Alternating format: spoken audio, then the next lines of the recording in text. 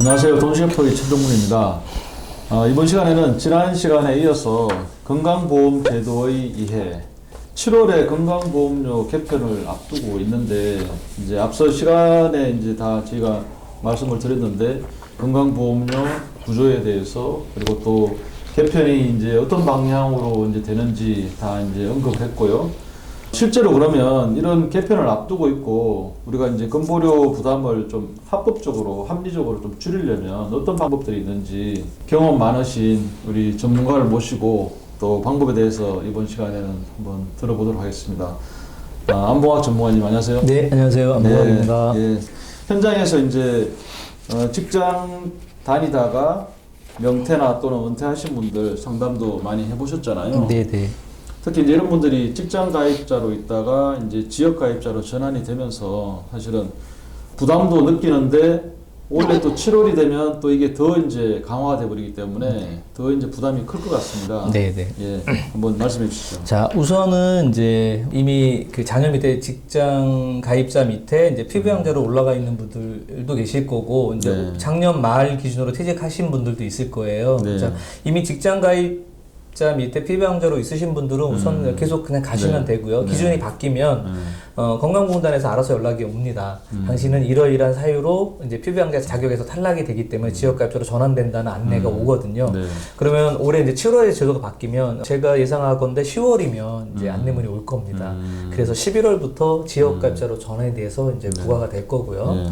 자, 올해 퇴직하신 분들 기준으로는 자, 12월 말일로 이제 근로소득이 끊겼어요. 그러니까 네. 소득이 제로가 되는 거죠. 네. 그러면 아까 제가 그 우리 피부양자 강화 기준을 말씀을 드렸는데 거기에 일단 해당은 안 되세요. 소득이 없으니까. 네, 네.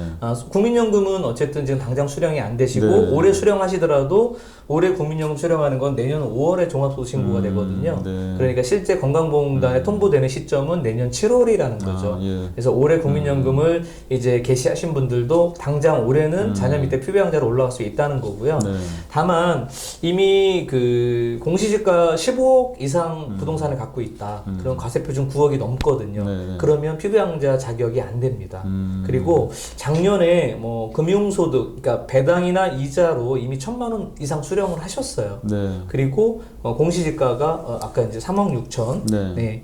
그렇게 되면 그런 분들은 이제 바로 하반기에 탈락이 될 수도 있습니다. 정리해드리면 12월 말로 퇴직하신 분들은 일단 자녀나 배우자가 직장을 다니면 무조건 피부양자로 신청을 하세요. 네. 그랬다가 그 피부양자 자격이 안 되면 건강보험단에서 자동으로 탈락을 시킵니다. 그래서 안내가 오거든요. 네. 그때까지는 피부양자로 올리시면 됩니다. 시스템이 아주 잘 돼 있네요. 네, 철저합니다. 일단은 피부양자로 등재를 해라. 네.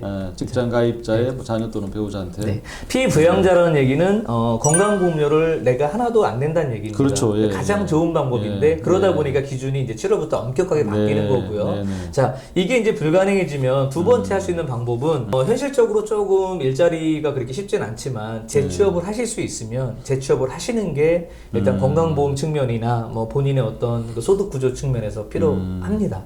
그리고 우리가 이제 직장 가입자는 본인이 반을 내고 사업주가 반을 내주거든요. 네. 그래서 지금 예를 들어서 월급 한 200만 원 이제 은퇴하신 이후에 재취업하시면 소득이 그렇게 높지는 않으시거든요. 네. 한 200에서 300 수준이기 때문에 네, 그러면 네, 우리 지금 올해 그 직장 건강보험료율이 6.99거든요. 100만 원일 때 3만 5천 원, 네, 200일 때는 7만 원, 네, 7만 원을 내시는 거죠. 네. 그런데 그분이 예를 들어서 이제 지역으로 전환되면 집도 있고 뭐 다른 소득도 있다면 훨씬 더 많은 금액이 나오게 되니까 네. 그래서 재취업을 해서 1년 이상 재직을 하시게 되면 그리고 나서 이제 직장을 그만두셨을 때 그럼 또 지역가입자로 전환되잖아요. 네. 그럼 본인이 직장 다녔을 때 냈던 7만 원과 지역가입자로 전환되었을 때 예상되는 한 30만 원 중에 네.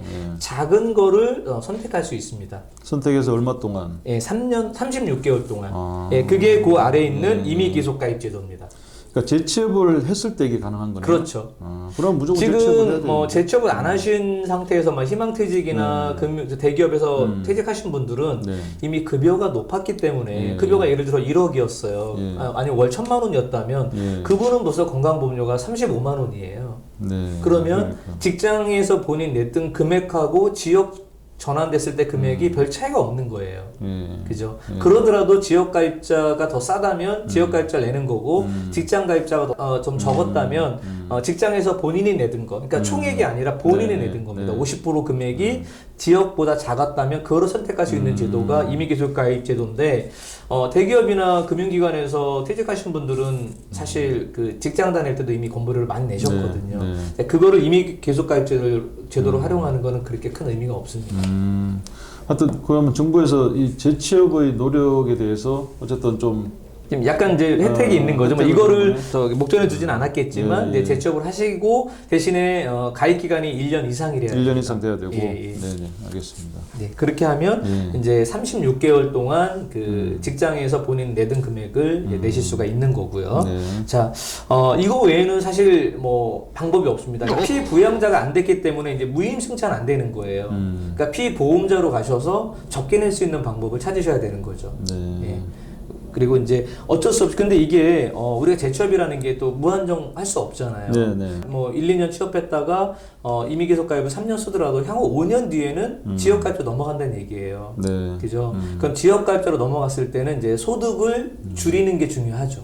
그래서 네 번째는 이제 어차피 우리가 임의계속 가입제도도 한 번 내지 두 번 정도가 그 활용할 수 있는 거지 이거 영구 방법은 아니기 때문에 네네. 그러면 이제 소득을 줄이는 방법. 내가 갖고 있는 집을 건보료 때문에 팔 수는 없잖아요. 네. 그러니까 재산을 줄이는 거는 쉽진 않은데 그러니까 소득에서 지난번 그 방송에서 말씀드렸지만 소득에 잡히는 게 있고 안 잡히는 게 있단 말이에요. 네네. 그러면 건강보험을 적게 내려면 소득에 잡히는 소득을 줄여야 되겠죠. 예, 그렇죠. 그렇게 되면 됩니다. 예. 자, 이제 자산이 그 가치가 많이 뛰면서 사실은 종부세도 저희가 다뤘고 또 그러다 보니까 이제 건강보험료 개편이 또 이제 올 7월 또 되면서 사실은 이게 건강보험료도 내가 이제 노후생활비가 뭐 10만 원이라도 부족한 이런 상황인데 또 건강보험료로 뭐 20만 원, 30만 원 이렇게 나간다라고 하면 정말 이건 생각지도 못했던 이제 그런 것들이거든요. 그래서 반드시 전문가와 상담을 통해서 이제 내 상황이라 그러면 어떻게 준비하는 게 가장 현명한지 미리 이제 또 은퇴를 앞두고 있는 분은 또 미리 또 사전에 준비하는 게 훨씬 이제 중요할 것 같습니다. 내가 뭐 2년, 3년 뒤에 이제 은퇴를 한다라고 했을 때 전문가 분들한테 그럼 어떤 식으로 준비하는 게 건보료도 또 이제 준비하는 게 좋을지 또 상의가 반드시 필요하다고 봅니다.